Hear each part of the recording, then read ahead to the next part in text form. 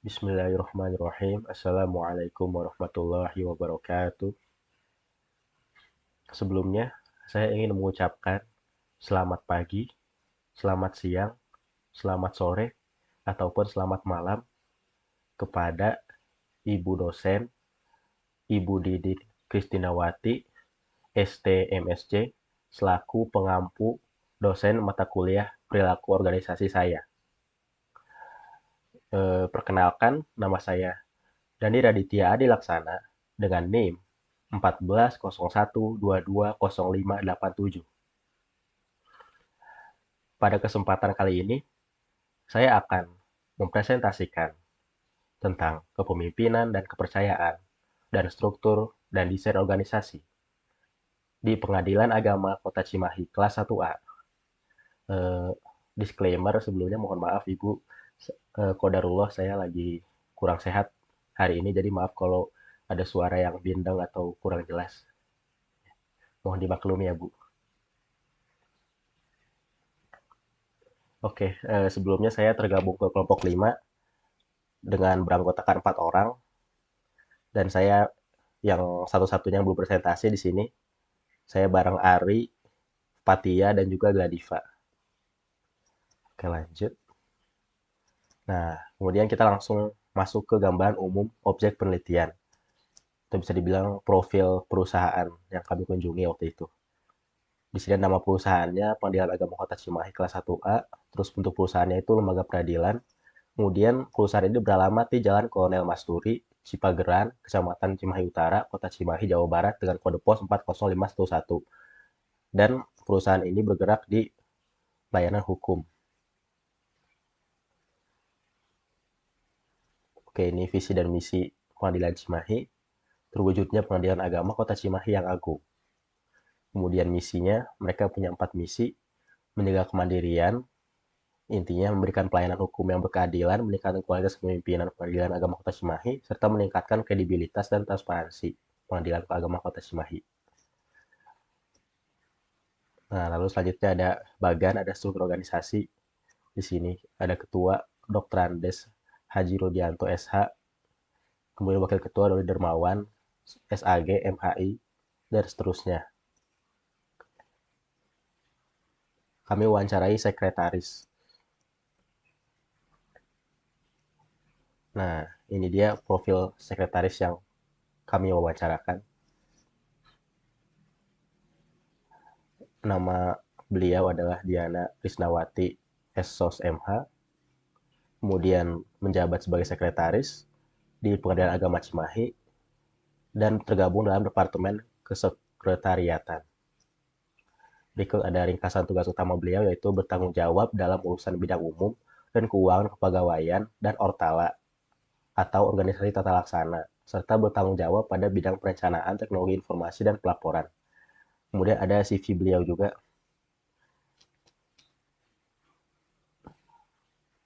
Nah, kemudian teori dan penelitian perilaku organisasi.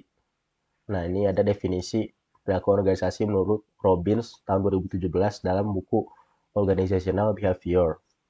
Menurut Robbins, teror itu adalah sebuah bidang studi yang menyelidiki dampak individu, kelompok, dan struktur terhadap perilaku dalam organisasi dengan tujuan menerapkan pengetahuan tersebut untuk meningkatkan aktivitas organisasi.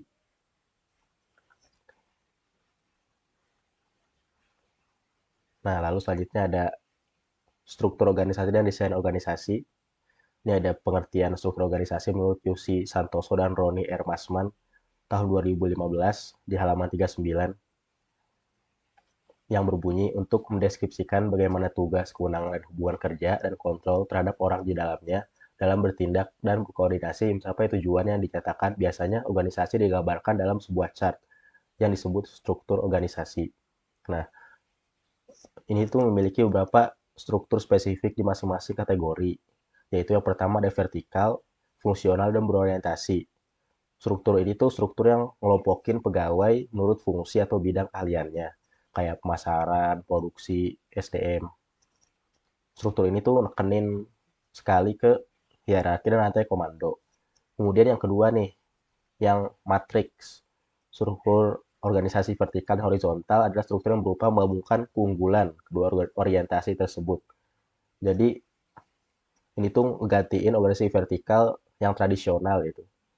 Struktur ini tuh punya hierarki dan rantai komando yang jelas, tapi juga ngasih fleksibilitas dan kolaborasi antar fungsi dan departemen. Jadi lebih modern. Oke, lalu selanjutnya ada faktor penentu organisasi. Menurut Yusi Satoso dan Roni R. Masman, tahun 2015 halaman 41. Sebuah organisasi itu dikatakan efektif. Biasanya ada 3 indikator yang diukur kinerjanya, yaitu kontrol, inovasi, dan efisien. Kontrol di sini berarti kemampuan dalam mengontrol lingkungan eksternal dan kemampuan untuk menarik pelanggan dan sumber daya yang dibutuhkan. Kemudian inovasi adalah pengembangan proses, struktur, budaya, dan kerap kali melibatkan pengembangan keahlian sumber daya manusia yang dibutuhkan dalam perwujudan produk atau jasa inovatif untuk mengikuti perkembangan bisnis. Yang terakhir ada efisien, yang berarti pengembangan dari fasilitas dan infrastruktur perusahaan dalam mendukung pengadaan dan distribusi di waktu yang tepat dan efektif dalam penggunaan anggaran. Nah, lalu selanjutnya ada desain organisasi. Masih sama juga, proses di mana pimpinan organisasi memilih dan mengelola aspek struktural dan nilai-nilai yang diterapkan sehingga organisasi dapat mencapai apa yang ditargetkan secara efektif. Ide desain melebatkan penyelidikan ke dalam sistem yang belum ada, baik sistem baru yang lengkap atau status baru dari sistem yang ada. Nah, jadi desain organisasi ini nentuin bagaimana suatu organisasi itu harusnya disusun kayak gimana gitu supaya efektif gitu. Jadi teori organisasi adalah ilmu positif untuk menjelaskan dan memahami struktur, perilaku, dan efektivitas organisasi.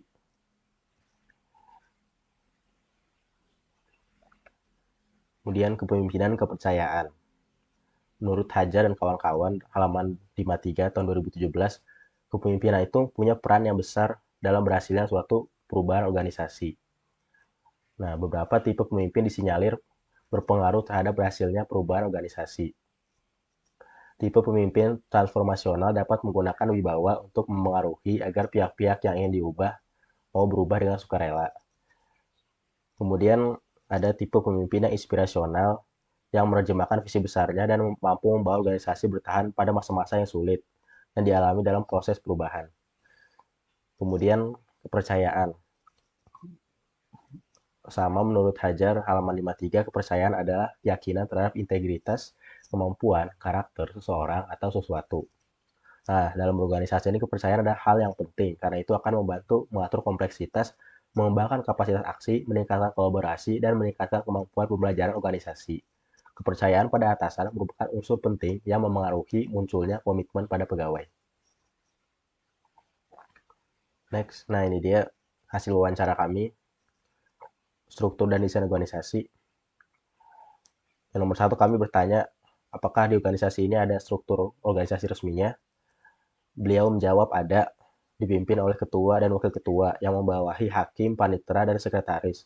Hakim sebagai pejabat fungsional, panitera dan sekretaris itu sejajar tingkatnya. Kemudian kami menanyakan juga bagaimana bentuk visualisasi struktur yang digunakan pada organisasi.